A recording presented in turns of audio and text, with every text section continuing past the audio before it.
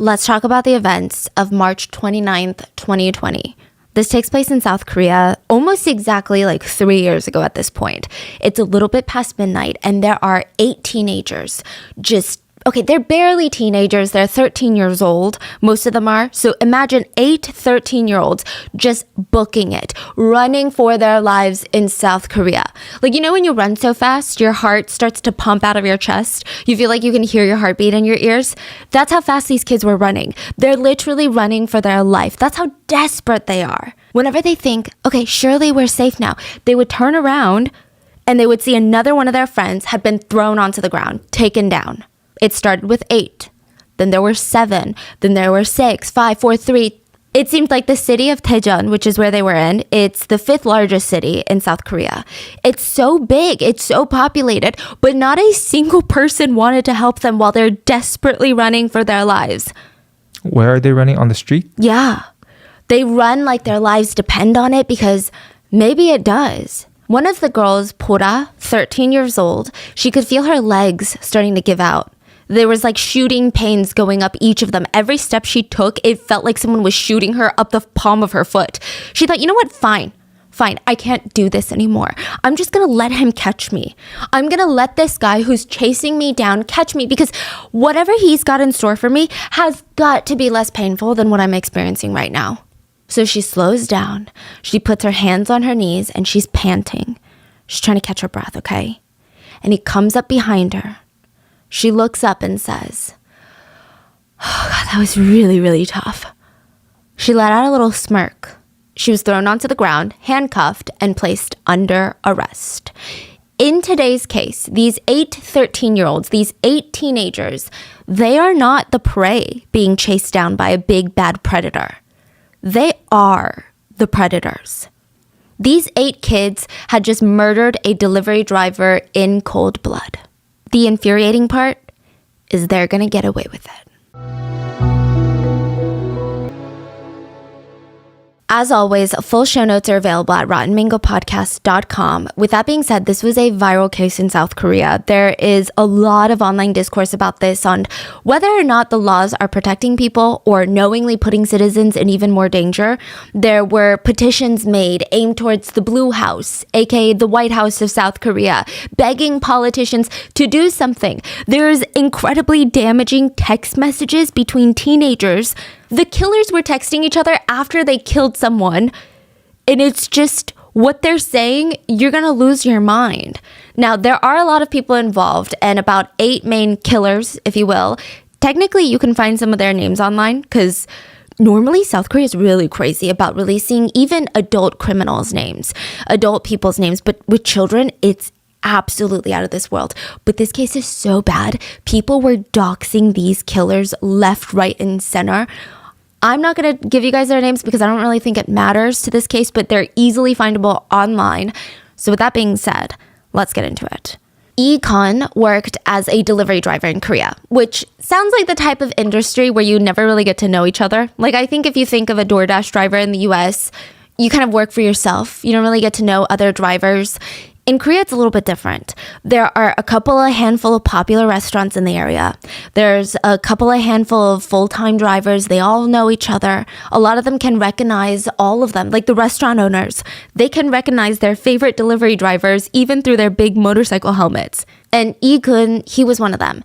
He was just always very polite, hardworking, like very detail-oriented. And a lot of these restaurant owners are thinking, it's really hard to find these traits in an 18-year-old boy these days. He's 18. On particularly busy days, you can see Kun walking in the restaurant, grabbing a food order, while with the other hand, he's quickly scarfing down a snack from the convenience store. So he doesn't even stop to eat meals. He doesn't have a lunch break. He just eats whenever he can, in between deliveries, just on the go. If the restaurant owners ever thought about telling a kid, a young man, hey, maybe you should take it easy and go have fun, it was Kun. Like, that's who they wanted to tell. But they all knew that he was supporting his mom. So he would go off on another delivery again. Now, March 29th, it's midnight. Kun is picking up a pizza order. He's got a snack in one hand. There's CCTV footage of him inside of this pizza shop eating a snack as he's going to the back to pick up the order. They ask, almost done for the day? Any plans? Yeah, it's my last delivery. No special plans. I think I'm going to ask my friend if she wants to go eat something yummy with me afterwards. He smiles, he grabs the pizza, and he leaves for his last delivery for the night. This is just past midnight at a relatively lively intersection in Korea. So it's a 4-way intersection. It's actually the Daejeon intersection, and Daejeon is the 5th biggest city in Korea. So regardless of time, there's still going to be a good amount of people on the road. Now, for everyone waiting at this intersection for their light to turn green, they're just going about their lives. I imagine in this moment, it would feel like time would stop, or at least for a brief second even. Some saw bits and parts of what happened while they're waiting in their car. Some saw the black car run the red light and book it as fast as they can across the intersection. Some saw the black pieces of plastic and metal just flying through the air to the other side of the street. And some people just saw a limp body laying on the ground. There was like a pool of blood all over the intersection. And every single person parked there, it didn't even matter if they had music on, they had all heard it. Even if they hadn't seen it, they heard it. It was such an ear-piercing thud. Everyone had this pit in their stomach. Because when you hear something like that, it is too loud to be a fender bender. It is too loud to be like a small accident. Someone needs help ASAP. 교차로 중앙에서 차량과 오토바이 서진 오토바이 파편이 반대편 현장에 쓰러진 오토바이 So there is a car going straight and a motorcycle was trying to go straight. The car ran a red light. They literally pedaled to the metal, booked it up. That seemed really fast, the car. So fast. So there is a 4-way intersection, and let's say the motorcycle is heading north. I don't know if this is the actual like compass direction, but just to give you an idea. Motorcycle is trying to head north. There is a black car to the motorcycle's left that's trying to go right. So they're going to be perpendicular. Now, the motorcycle has the right of way. So they start inching towards the middle of the intersection, and the black car on the left, they have a red light, but they just decide to book it. Like 0 to 60, book it. Run the red light, and at the cross section, they slam into each other. And you just see motorcycle parts, tires flying in the air. A lot of people see a limp body just on the side of the road. And just to give you an idea of how bad it is, emergency services, let me explain it the way that they did, because they know what these motorcycles looks like. They know what these accidents look like. They say you take one look at this motorcycle, and they thought to themselves, it would be a miracle if the driver survived. There are tires apart all over the street. There are black plastic chunks. I mean, to give you an idea, you all know what a motorcycle looks like. There's like the thick, bulky, plasticky parts that make up the front, the seats. Even under the seats, there's like little layers of plastic. But underneath, it's almost like a rudimentary bike. The motorcycle they found on the street that day, it had been basically obliterated upon impact. All the plastic had basically blown off, and the bike was bare. It looked more like a bicycle than a motorcycle. This is what this version of a motorcycle is supposed to look like and this is what it looks after the. And there was just so much blood everywhere. Paramedics, they rushed to the only body at the scene. By the way, the black car just kept going. Just like didn't even stop for a second, right? No. So the paramedics rushed to the only body at the scene, the only vehicle at the scene, and they start performing CPR. It looked like a young male. There was no sign of a pulse. They couldn't hear any breathing. They rushed him to the hospital, but as they were lifting him onto the stretcher, one of the emergency responders said, I think we all knew, because his body felt broken inside and out. Like every part of him felt crushed and broken. They rushed him to the nearest hospital where the doctors looked at the clock and they called the time of death. This man's name was Lee-kun. He had lived exactly 18 years and 97 days before he had been killed. I don't want to say to even call him a man, because that sounds like he's not man enough, and that's not what I'm insinuating, but this is basically a child still. They had just turned 18. Kun's family members, they were alerted, and his mom rushes to the hospital. She said that she just remembers thinking, please don't let it be my son. Please don't let it be my son. Please let it be my mistake. And she sees this boy laying there, and his lips are so pale. His body is so cold, and there was no denying it anymore. This was definitely her son. There was nothing she could do in this moment. She said, what am I supposed to do? She tried to be a mom. So she sat down. She held his hand. She tried to close his eyes. So his eyes wouldn't close.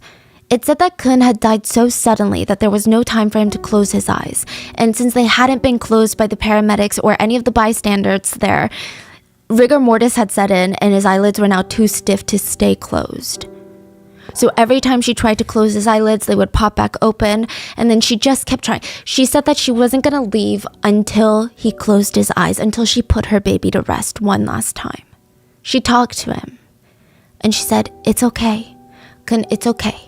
엄마 is here now. It's okay. It's okay to close your eyes." And I'm not sure if this is customary in other cultures, but for Koreans, growing up, whenever you hurt yourself or get a little bit of like a boo-boo, like you fall down at the park and you get a scrape on your knee, I just remember my mom would blow on the wounds. Do you guys do that in China? Yeah. Yeah, I'm sure medically it does nothing to help the healing, but they just go, like, 괜찮아, 엄마, like, 엄마 손에 약손, which means mommy's hands are medicine hands, and they blow on your wounds. And I remember it helped me feel so much better when I was a kid, so maybe it does work mentally. Kun's mom spent an hour just blowing on his wounds and scars. And I think it was slowly dawning on her that she was never going to have another photo to put into his photo albums. She was never going to have another moment with her son ever again. This was it. And she remembered just 3 months ago, it was the most exciting time in Kun's life. January of 2020, Kun had run home. He was so excited. He's practically bubbling. And he's like, "Mom, I got an ID. I got an ID." So in South Korea, you get an ID once you turn 20 in Korean age. But in the US age, it's 18. So Kun is 18. He gets an ID and it allows you to drink, drive, vote. And it's very symbolic of becoming an adult. And he's like, "I can vote now. I'm officially an adult mom. And since I'm an adult mom, I promise I'm going to be your guardian now. I'm going to take care of you." He promised he was going to graduate university and make sure that his mom never worked another day in her life. He promised to take her on vacations, and one day he was like, "I'm going to buy you whatever you want. I'm going to buy you all the most delicious meats. Like, you're never going to have to stress about anything ever again because you got me. So I'm going to take care of you." And these were not just empty words, fleeting words of a teenager. Kun got a job as a delivery driver to help his family pay for his college tuition and to help with the bills. And his mom would just think to herself, "How did I get so lucky?" She said she named him Kun because in Hanja, his name means strong. So anytime he was working, all the fellow delivery drivers and the restaurant owners, they would think, "There he goes again." Like, he was one of the hardest delivery workers. He did about 60 deliveries in a day. And technically, the city is small, so it's easier to get from one place to another, but this guy never took a break for himself. He just kept thinking about his family, and he just kept going. And it just broke her heart knowing that now she is holding his cold body in her arms one last time. After like an hour, finally his eyes close, and she promises her son, "I'm going to take care of it. I'm not going to make you feel injustice when you're in heaven." She was determined to catch whoever did this to her son. And the problem was, catching them is the easy part. Punishing them would prove to be nearly impossible. So first, let's talk about the accident. This, like I said, is a 4-way intersection, and Kun was headed straight. He had the right of way when a car on his left comes in, crashing into him from the side. This is clearly an accident caused by the car on the left that ran the red light. And then they just left him there, bleeding out on the side of the road. They didn't even stop. The crash was so bad, all of the airbags deployed, but they still kept driving. They kept on driving. They did not stop. The police very quickly tracked down the people in the car because eventually the car would not go. The car slowed to a stop and it refused to keep driving because it was completely totaled. The airbags had deployed. It was really bad. The people in the car, there were 8 people in this sedan. So 8 there's 6 13-year-olds. How's that possible? So there's 6 people in the back, squeezing in the back? Yeah. They abandoned the car on the street because the car clearly looked like it had been a part of the deadly accident. It clearly wouldn't drive anymore. All of the airbags were out, and they get out on foot and start booking it. They run for their lives, but ultimately they were arrested. The police also tracked down the registered car owner, so the owner of the car. And he was a resident of Seoul, and he was in Seoul at the time of the crash, which is confusing because Seoul is about 65 miles away from Daejeon. So why is your car in Daejeon? Like, do you know any of the people that were in the car? Are they related to you? And he's like, my car was stolen 2 nights ago. Wait, what? So the owner of the car gave a pretty detailed interview about the series of events. He said, I usually finish work around 9 p.m. I come home, park my car in the usual spot in the parking lot. It's my favorite spot. Then I walk into my apartment building. Now, for some reason, in the middle of the night, I woke up at around 3 a.m. I think I was a little bit hungry. So I'm like, maybe I should go to the 편의점, the convenience store, grab a bite to eat, then I get a little food coma, I'm going to go back to sleep. I was going to walk, but I have to go through the parking lot to get to the 편의점, and I just quickly glance at my little parking spot, and it's empty. My car is gone. I immediately call the police that night, and I'm like, my car is stolen, what do I do? They're like, we'll let you know when we find your car. A full day passes the next day. No call, no updates on the stolen car. I go to sleep that night. I wake up and I hope, okay, maybe today the police are going to find my car. And they did.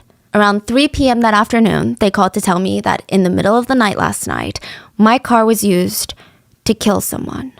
He continues. They said that some kids stole my car and got into an accident. There was a victim who died from the accident. When I heard that my car was used as a device for killing someone, my heart was beating so fast. My hands and my body were shaking. I was speechless. And I was speechless to learn that they said it was 8 kids around the age of 13 years old. Were they like 7th graders? I just couldn't believe that middle schoolers would steal my car and kill another person. He said, I was surprised on how middle school students were able to even drive my car. I mean, what kind of kid that age even dares to commit these types of crimes? It's kind of insane. It's ballsy. I can't even imagine doing something like that in high school, let alone middle school. The police end up catching 6 of the 8 killers the same night of the accident. They were arrested right away, which is exciting, right? But they were very quickly released because of something called the criminal age of responsibility in South Korea. Korea's criminal law, Article 9, states the acts of minors under the age of 14 years old are not punishable by law. So like anything? Anything. I mean, this is probably the worst. This is murder. I don't know how it gets worse than murder. Maybe torture and murder, but in extreme cases, you can get 2 years in a youth detention center, but that's very rare, almost unheard of. So basically, anything. These killers were released before the car owner even knew what happened to his car. That's how insane this is. They were released even though the police see them. They know that they have a history of committing crime after crime. These 13-year-olds, they know the law. They know that they will not be responsible since they're not 14 yet, and they use it to their advantage. March 28th, around 1:30 a.m., just about 24 hours before the murder, 8 kids steal a car in Seoul. This is the first car they steal because they're going to steal another car immediately after the murder. So they steal car number 1. This is the car that's going to be used in the accident, the deadly accident. They drive around the city for 24 hours. They're like hanging out, going to bars, like doing all of these illegal festivities. And 24 hours later, March 29th, 2020, at around 12 a.m., they end up in Daejeon and they kill Kun. Now, from there, they all start running. 6 of the teenagers were caught that night on foot. 2 were not. 2 kids, 2 of the guys, they were not caught. They ran to a nearby town and stole another car at 4 in the morning. This is going to infuriate you. There is CCTV of them, like footage of them stealing the second car. And how do they steal cars? I don't get it. Okay, so I don't want anyone to victim blame because it's just different cultures. So a lot of people in Korea don't really lock their car doors either. And key? Yeah, some people leave their keys. And I don't know if this is true in this particular situation or true in general, but a lot of parking lots are double parked. So you got cars parked behind each other and you're trapped. Blocking. So sometimes people have an attendant and you leave your key in the car. And sometimes the attendant is gone. Sometimes there is no attendant. Did you know in Korea, sometimes cars are put on neutral? And so if you're, you can move it? So you push the car out of your way so you can leave. Wow, that's so interesting. So the parking culture is there, and typically with theft, especially car theft, it's not that common. Korea is filled with CCTV. Yeah. It's really hard to get away with stealing, let alone a purse, but a full vehicle. Yeah, that's true. Yeah, it's pretty intense.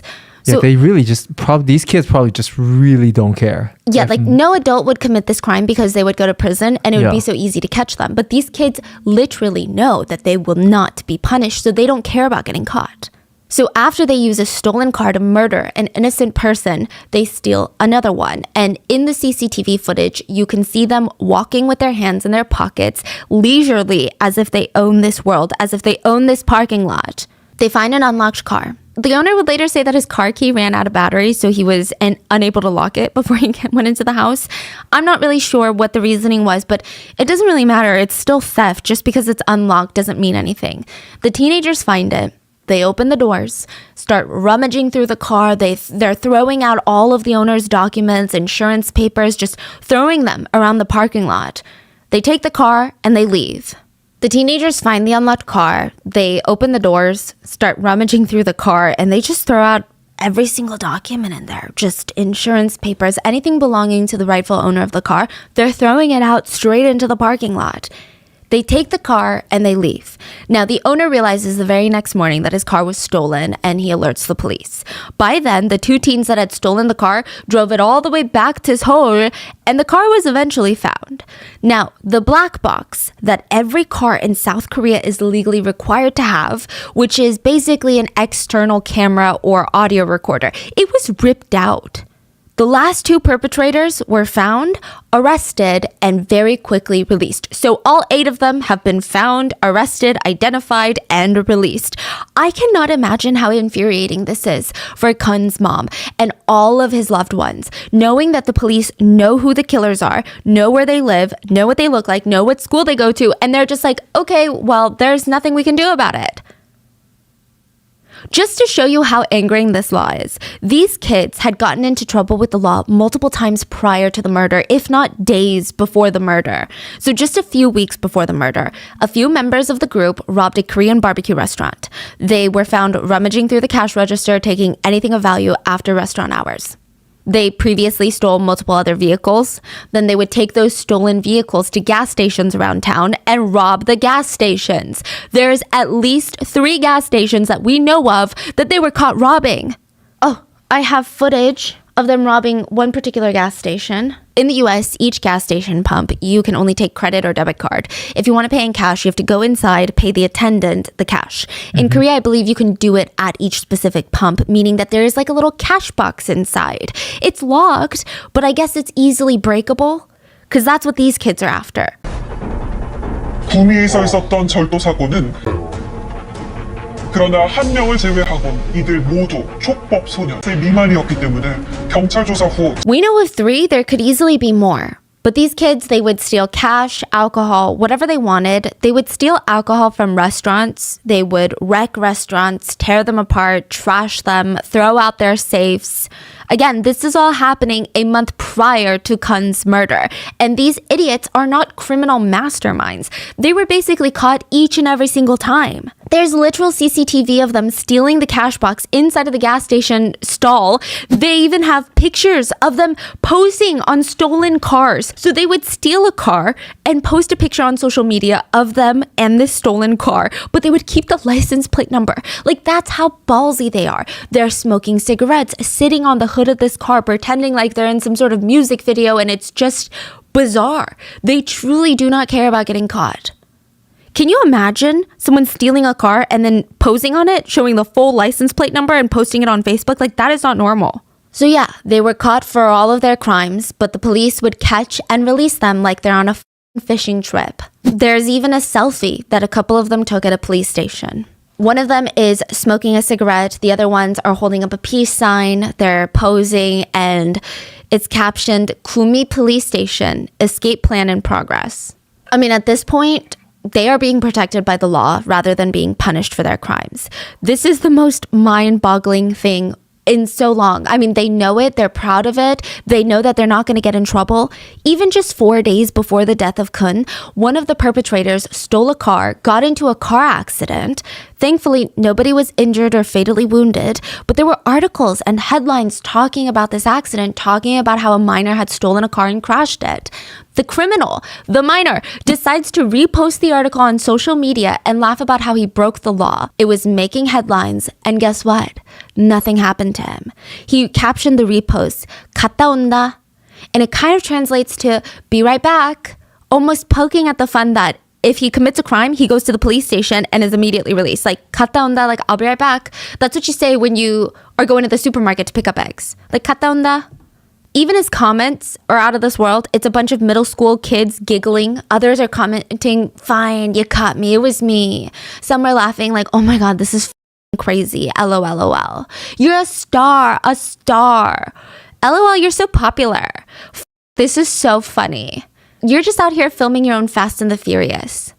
He even responded to that comment saying, Fast and Furious? Yeah, I hit like 125 miles per hour. And again, if you've been to Seoul, it's like LA, it's like New York. Have you ever really thought about hitting 125, not even on a freeway? I mean, even on a freeway, most times that's illegal. But in a city? 4 days later, Kun would be murdered. And even after a man is now dead, a son is now gone, the police let these kids go. Do these killers show remorse? Do they change? Because that's what the law is supposed to be for, right? The kids under 14 have no ability to critically think. So they need guidance to know what's right and what's wrong. And they're getting this guidance and learning from literally murdering someone. So one of the perpetrators posts on social media, after today's accident where someone died, I will never drive another car again. I don't even know how to feel about that. You know when you get food poisoning from eating oysters and you're like, oh, I'm never going to eat another oyster ever again. Like that's the energy of this post. His friends commented, oh, we f***ed up. I guess he starts getting some comments of classmates being pissed off at what he did or saying this post isn't funny because he gets very pissed off and he starts responding to these people. First of all, I wasn't the one driving. Second of all, we didn't purposely kill the guy. People need to know something before they open their mouths. It gets worse. Even though the police are clearly not doing anything about it, the public starts hearing about this case and slowly the identities of these perpetrators are basically getting out. So their social media accounts are getting out. Most of it was due to their fellow classmates being so disgusted by their actions that they would post about them to out them, which like good for them.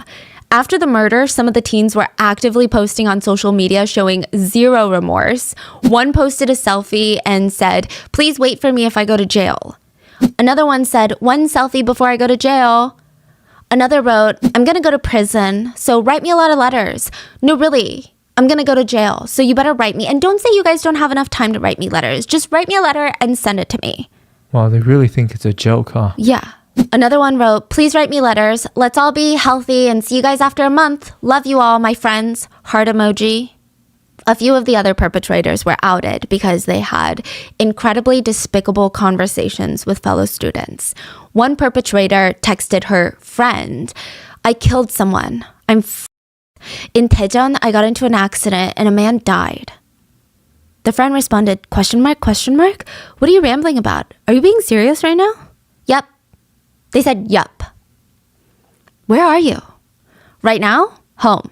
At the Daejeon intersection, I got into a car accident. We were all taken into the police station minus the girls. The friend that the perpetrator was texting ended up screenshotting these texts and posting it on social media because they said they were disgusted at the perpetrator's lack of remorse. I mean, even the yup, like just all of it, it was so gross. The way they even conversed about what happened was so disrespectful. I'm so like it's not about you. When the perpetrator found out, they texted this friend back saying, hey, you R-word. Your friend is on the news and you're sharing our text saying it's crazy, huh? This is really not normal. It is crazy. Like, you are crazy. Sorry. What? You think I killed that guy because I really wanted to, huh? But you better not tell your other friends that I'm part of this. Don't even freaking dare. I think everybody already knows it's you. No, they don't. They don't know it's me and redacted. Another killer and his classmates' text messages were also revealed. The classmate texted one of the killers, why don't you guys say sorry after murdering someone? The perpetrator said, what? You want me to apologize to you? How about to the victim? We're taking care of it on our own, so mind your own business. But you call yourself my friend, but you abandoned me in my time of need? The classmate responds, who wants to be friends with a murderer? And he responds, 내가 죽였냐?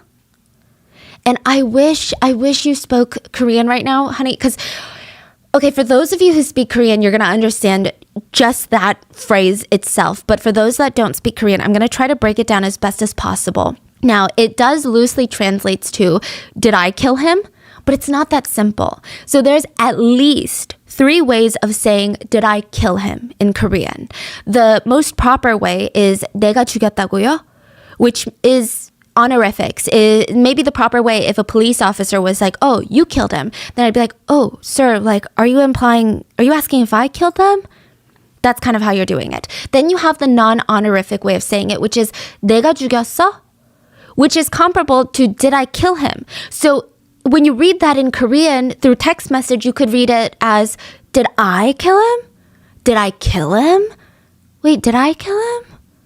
Did I kill him? So there's a variety of ways to interpret it. But when you write it with 냐 at the end, 내가 죽였냐? There is no other tone than what? Did I kill him? That is the only way it's read in Korean. Mm-hmm. Like no one can say that as like 내가 죽였냐? Like it doesn't work. Mm-hmm. It's 내가 죽였냐? That's the only way. So the fact that he's typing it like this, even after murdering someone, like someone is dead, it is so telling. His classmate responds, even if you weren't able to fully mature in your head, shouldn't you be able to think with your so-called brain? But I almost died too. You really crossed the line. Forget friendship. Friendship aside, you crossed the line. Yes, that is why I'm taking time to reflect. I hope you regret what you did. I am regretting and reflecting, but I'm just pissed off that everyone is blaming and cursing us on Facebook. Did you eat something bad? I don't see a single hint of reflection from you. If I were you, I would just be quiet after all of this is said and done. But instead, you guys are going on Instagram Live, laughing, having fun like nothing's ever happened. I don't know if you guys will go to jail or not, but I hope that you guys will never make the same mistakes after this. Even you should know not to cross this line. I'm really ashamed that I ever called you my friend. Don't contact me again. And you know what? Yeah, you deserve to be criticized online. A hit and run, driving without a driver's license? The perpetrator responds, I mean, yeah, fine, you can curse about it if you want to. I mean, even if you think about it objectively, you don't think it's too much? But that still doesn't make me a murderer. If you're not a murderer, isn't just being a bystander to this at fault too? Bystanding is also at fault, but why did you call me a murderer then if I'm not? Who said you're a murderer? You did! Well, I guess you're similar to a murderer. You were in the same car. No, well, murder means a man who killed a man. These text messages were also released to the public, but there's more. One of the girls that was in the group that was at the scene, she texted a classmate that kept confronting her about what she did, and she texted that classmate, don't f*** with me. The classmate responded, sure, f***ing murderer. And she responds, you better stop f***ing around before I run your mom over too. Or do you not even have a mom? So I don't know if there were allegations that her mom had left or if she's being raised by a single dad, but it seems like extra personal. Side note, when these text messages were released, most of the perpetrators' names were blurred, but other classmates and students started outing them. A lot of their social media has been made public and since then been deleted, but regardless, these text messages being released showed everyone, the public, it proved that these perpetrators, these so-called kids that we need to protect, they don't have remorse. They never even privately apologize to the victim's mother. And I'm not saying that they should go and put on a full freaking show. I would never even think that they would do that. But I would imagine that their parents would drag them there and force them to apologize. Kun's mom was interviewed and she said, I can't even see my child anymore. Yesterday, I cried all night long. Today, I'll probably cry all day too. I'm never going to forget my son. Nobody contacted me. Normally, perpetrators at least say things like, I'm sorry, or my apologies. But I never even heard those words. So their promise and their text messages to their friends that they're going to apologize and reflect, all lies. They never apologize. One of them allegedly even had other things in mind. So this is said to be a text message conversation between one of the killers and a fellow classmate. The killer allegedly texted her nonstop about how he wanted which people were shocked for a number of reasons. Someone is dead because of you, and also the fact that this is a 13-year-old talking in this manner, in this aggressively pushy way. We have no idea if this girl is a classmate, a friend, a girlfriend, but it doesn't matter because he's clearly making her uncomfortable. He texts her after the murder, let's do it. Not like immediately after, but this is what he's thinking about. No, I don't want to. Oh, come on. Redacted name. She doesn't respond. Hey, full name. Yes, let's do it. I don't feel like it. I want to do it so badly. Please, I want to do it so much. I think I'm going to go crazy. She doesn't respond. He texts her back. What are you doing? Just laying here? Hey, please, I just really want to do it so badly. Let's just do it once, just once. And he keeps bombarding her with like, hey, hello. And she responds, right now?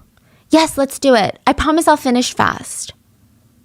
I think even just to see these text messages from anyone, regardless of age, is so disgusting because, I mean, I'm sure most of us have felt this situation where someone is just so pushy and you're like, I'm clearly saying no, but they're not taking it seriously. But then if I freak out and I'm like, hey, I said no, what, like, is my life in danger? Is something going to happen to me? And you know what's going on here. She clearly doesn't want it, but the fact that they're 13 and the fact that someone died and this is what one of the killers is thinking about. Once all of this gets out, a South Korean broadcast called The True Story from MBC, they went to go interview all the perpetrators, anonymously, of course. So they're minors, meaning their voices will be distorted. Their faces will be covered by a mask and a hat, but even then, still blurred. So they locate one of the girls' houses and they go knocking. Hi, we're from MBC Broadcasting and we just want to ask you a few questions about the accident in Daejeon. A girl can be heard screaming through the door, just leave! But the crew keeps trying. A few hours of this back and forth, the girl finally agrees to do an interview. But even the way she does it is so disrespectful. She goes, I'll do the interview. Just go outside for a second. The broadcast was able to interview two of the perpetrators, both girls. And they were asked, have you been doing since the accident? Like, what's been going on in your mind?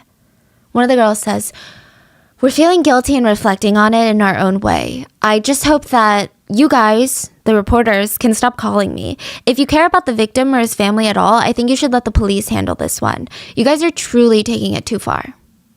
Side note, Kun's mom was being interviewed.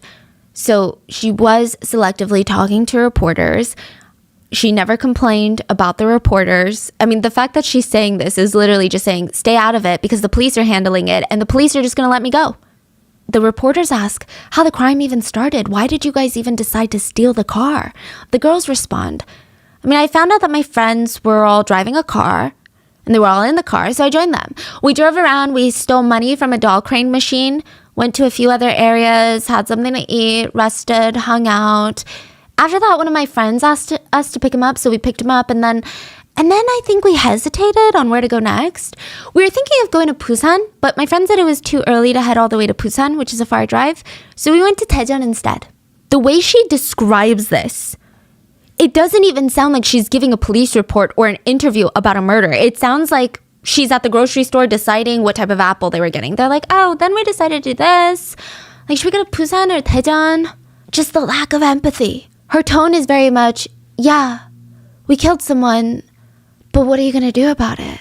There was no shame, nothing. The public was so shocked that there was only one victim with the way that these girls are describing the day and describing their personalities. Like, how is this possible? And the question is, where the hell are the parents? I mean, it sounds like they didn't even come home for nearly the whole day, 24 hours. Where the hell are the parents? And how much are we to blame the parents in something like this? So I'm not a parent. I don't know if I can even have a clear answer to it. All I know is I was 13 at one point. I never stole a car and killed someone. The girl continues, we were waiting for a red light and suddenly a police car made a U-turn. So the police car was going straight, made a U-turn back towards us, like all of a sudden.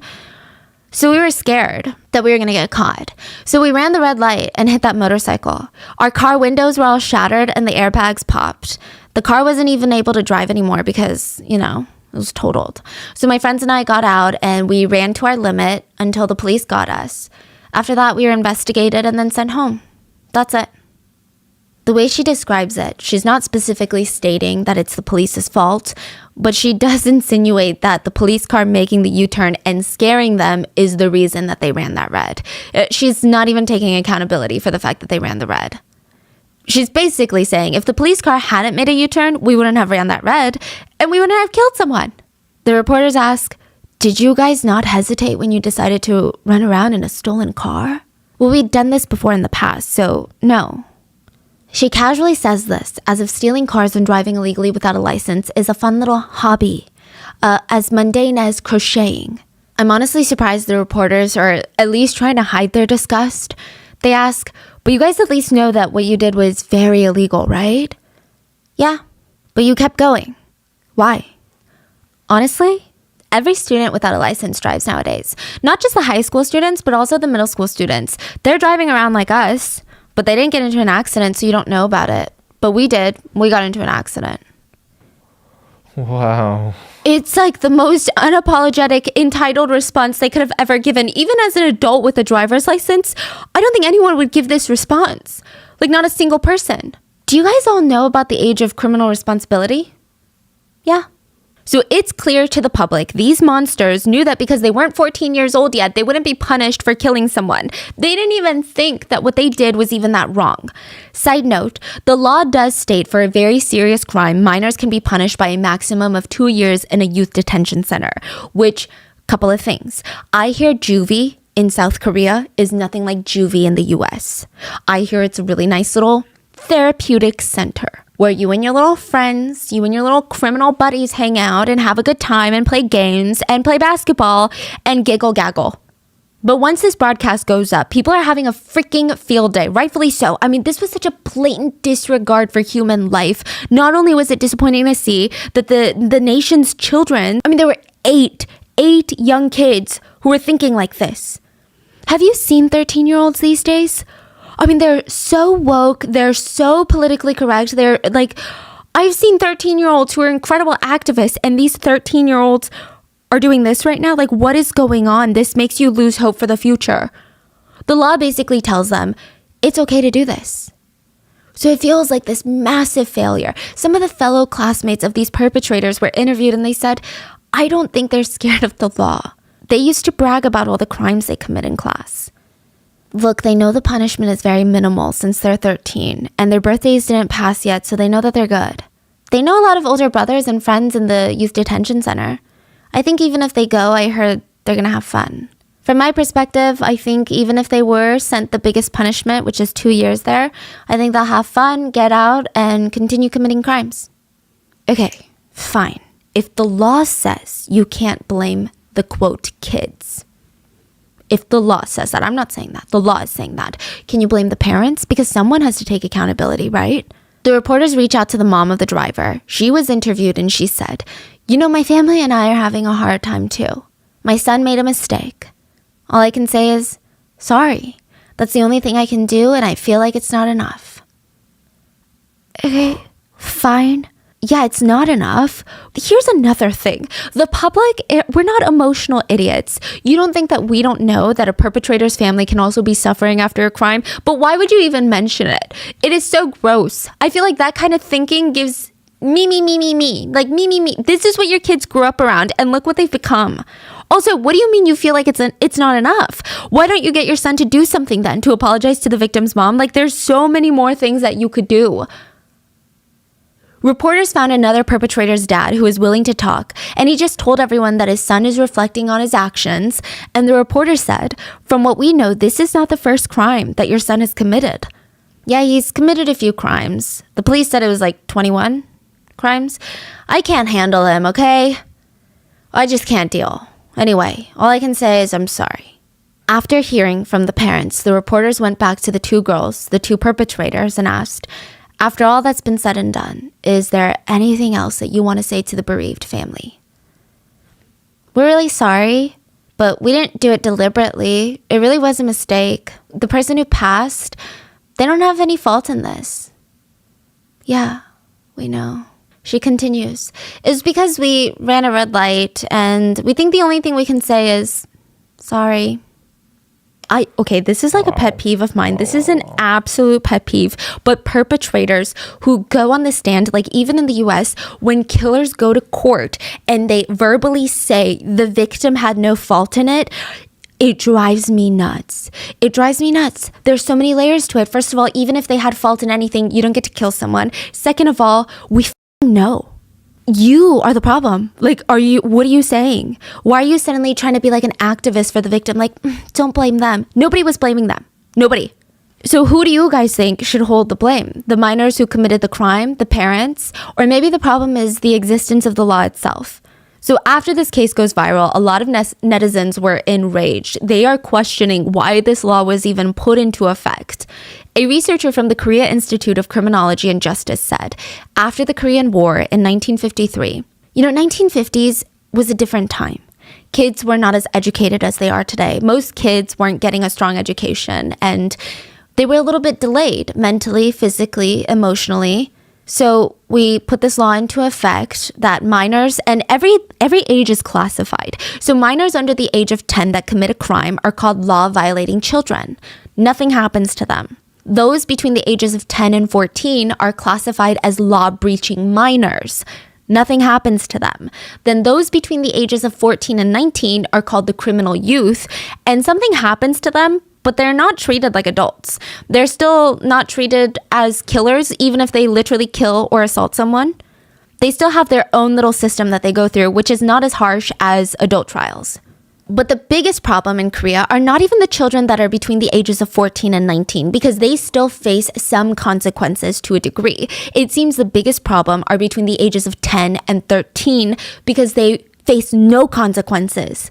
This law hasn't really been updated, reviewed, or changed since the 50s, but this researcher is saying kids are no longer the same. They're not the same as they were in the 50s. First of all, 13-year-olds back in the 50s, they had no idea this law existed. They didn't have social media to know about this law. They didn't really have news to know about other kids that were committing crimes and got away because of this law. They probably thought that they would be punished if they ever committed a crime. They probably thought that they would be charged as an adult if they committed a crime. The researcher also stated that minors in the 50s, their growth mentally and physically was a bit behind from minors now, because you don't have access to the foods that they have now. You don't have access to the education, the mental development, but also social media. I even see in the US like this conversation, and I don't know where I stand and I don't really have an opinion about this, but people were saying 13-year-olds don't look like 13-year-olds from 20 years ago. Like even the way 13-year-olds are dressing, talking, and wearing makeup is very different from 13-year-olds even when I was growing up. So they're saying, times are changing, and it's not to say it's for the better or for the worse. Laws need to be updated. According to the National Police Agency statistics, between 2015 and 2018, there were 28,000 cases of minors committing crimes. Among the 28,000 cases in South Korea, and this is just between the ages of 10 and 13, 77% of these crimes were felonies. Theft, violence, assault, robbery, murder. This is not pickpocketing. You say 77%? Of those cases, 28,000 cases. That's like 20,000 cases. Yeah. A police officer even said, these teenagers know that they're not going to be severely punished by law. Even if they commit a serious crime. I mean, there are times that these kids just outright tell me, I know I'm not going to be punished. There are some, quote, kids that went viral for having, quote, criminal records. There was one, and I say, quote, criminal records because it's not a criminal record. Like, it's there until they turn 14, and then it basically gets wiped. They're going to grow up to be adults, and no one will know. There was one kid who had over 77 crimes, not a single punishment. Just straight up told the cop, well, it's not like you can punish me anyway. An officer said, young offenders know that the police will let them go home after the investigation is over. They don't even worry about getting caught by the police anymore. Their biggest concern is to commit the crime before they get caught. So if they're stealing money, their biggest priority is to spend all that money before they're caught, so we can't confiscate it. It's not about getting caught. Even if we contact their parents don't care. Even if they're in school and we contact the administrators, these types of kids are already considered too far gone. Nobody wants to help them. So even though politicians are staying firm on this law, and side note, there are a lot of politicians who promise to lower the age of criminal responsibility, meaning minors younger than 14 should be punished. That one of them is including President Yoon, the current president of South Korea. One of his campaign points before he was elected into office was to lower that age to 13. I don't know how it's going. He's saying that he has a whole team together to make effect of this law, but it seems like most politicians for years they use this as their little talking point, and once they're in that position of power, it is silent. It is crickets. A lot of people don't like it. Why are they not changing? Some people think that, you know what it is? Honestly, I think it's like what happens in the US. Sometimes there is a good thing that could be good for everyone, but people don't like it because they just want to talk politics. So instead of being like, hey, we should lower the age of criminal responsibility, these two political sides, the conservatives and the Democrats, are like, well, let's talk about why these kids are committing crimes. It's because the education system. And then they're like, well, you are the one that blah, blah, blah, blah, blah. And then they're like, well, we think the education system should be blah, blah, blah, blah. And it's like, I feel like both parties just want the same thing, just lower the age. And then, I mean, I do see some points where it's like, yes, it does seem to be a deeper issue than just the law, but I think there are easy ways to fix it. And the argument is that there are a lot of other countries that have their own problems, don't get me wrong, but Japan and South Korea are constantly under fire. They are the two countries that have this set at 13 years old. But again, one of the voices is, fine, we lower the age to 13 like the president wants, but what if more 12-year-olds start committing crimes? Do we lower it again and then again and then again? Some people are saying that we need to just focus on why children are committing these crimes, and it's just become a whole political debate instead of people just trying to protect others. The public is getting fed up, though. They're like, these politicians, like, we don't feel safe. Kun's mom said, I hope this country lets their children know that if they commit a crime, they will be punished for it. Someone has to let them know this simple concept. I think that's the only way you can even protect innocent children who are alive right now without any harm or hurt from the law-breaching minors. The public agrees.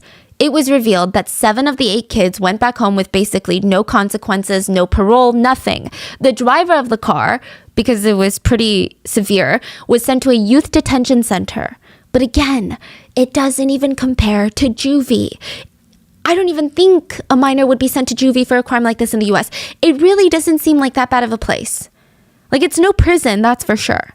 Netizens were outraged. They were commenting things like, the thought that these people can ever change or be fixed is insane to me. Just abolish the law protecting minors. It's clear what's going to happen. We've seen this so many times. The great honorable judge presiding over this case will look at these monsters with pity. The judge will say this and that and excuse their behavior for so young, oh, they're so immature. Then the great judge will go home, eat a steak dinner while patting himself on the back. I made the right call today. I'm a good judge. Another netizen commented, times have changed. Minors have changed. Why is the law stuck in the past? These days, you can even buy a knife on the internet. If we forgive them because of their age, they will never learn that they should never do this. Instead, they will learn, if we commit a crime, we will be forgiven because we're young. As adults, we have to teach them how to take responsibility for their mistakes. So we covered the bullying cases where most of the bullies, after burning their victims with hot irons, beating them with pipes, beating them to the point of their face being swollen, they never got punished because they were under 14 years old. There are a few other viral cases. July 2018, a middle school girl, she took her own life after she was R-worded by 2 middle school boys. Nothing happened to the boys. They weren't even suspended from school because they were minors. They were 13. So she took her own life. In July 2021, there was a video of a bunch of 13-year-olds harassing random senior citizens for fun. Just complete strangers saying things like, hit me, you oh, you can't. They were not punished either. Can I just say something? Okay. We were recently in South Korea and we saw a lot of teenagers in school uniforms. I think I saw them in school uniforms. Well, we saw a lot of young teens and most of them, they looked like teens you would see anywhere. But there was this one incident where I was in Art Box with a Korean friend of ours and there was like 4 teenage kids, all boys. I have never been that scared of teenagers before. They were standing in the middle of the Art Box and the way that they were talking was so like filthy. I ran around the store avoiding them just so I didn't have to pass them. It was the way that they're talking in the middle of the store so loudly and the curse words they were using. Like, I'm telling you, they're throwing out C-bombs, like just nonstop, some of the worst curse words you could say in Korea. And they would call each other that as like jokes. They'd be like, oh, like just nonstop. And even my friend was like, yeah, like we stay away from kids like this. And we're like both in our 20s, full grown adults. And we're like, okay, yeah, we should avoid them. Like we were scared. It is such a hot topic in South Korea that there's even a whole K-drama talking about juvenile And I guess crime. like even like they're scary, but then even knowing these stories, that makes So it even more scary because they probably know this too. Oh, yeah. That even confirms their belief that they're untouchable. They walk around like they're untouchable. It was bizarre. And the fact that my Korean friend who was born and raised in Korea was like, yeah, we just stay away from them. I'm like, okay, that's weird. There is a K-drama called Juvenile Justice, and it's literally based off of juvenile crimes because it's getting that bad. The netizens came together to post a petition to the Blue House, aka the White House, and it read, please severely punish the teenagers who caused a deadly accident with a stolen car. More than 1 million people have signed the petition, which means the Blue House had to at least respond. But they disappointed most of the public because they stated that they will be looking into revising the law or like, let's think about it. They're just avoiding that conversation, but instead they're saying, okay, fine, we're going to change the fee to driving without a license. So side note, a lot of rental car companies were under a lot of fire during this case because they were known to rent out cars to minors. This kept coming up. So the Blue House said instead of fixing the law or do anything like the president promised during his whole campaign, during his whole election campaign, we're going to start fining rental car agencies more money. So we used to fine them $80 every time they were found to rent a car to a minor, but now we're going to start fining them $800. Still, that doesn't change anything for the kids. Yeah, and it doesn't change anything for anyone. Okay, this random rental car shop owner pays $800, but someone else dies. Like, I don't think that matters. No. The $800, does that matter? The public was not satisfied. They wrote, a country that guarantees the murderers human rights more than the victims. So the whole concern is that these kids are making mistakes, and when they grow up, they shouldn't have a criminal record. In this world, there are people who don't change even though they get an education, so please abolish this law. A country that is beneficial for perpetrators is nonsense. I feel so bad for the guy who passed away. But maybe we're just all idiots, okay?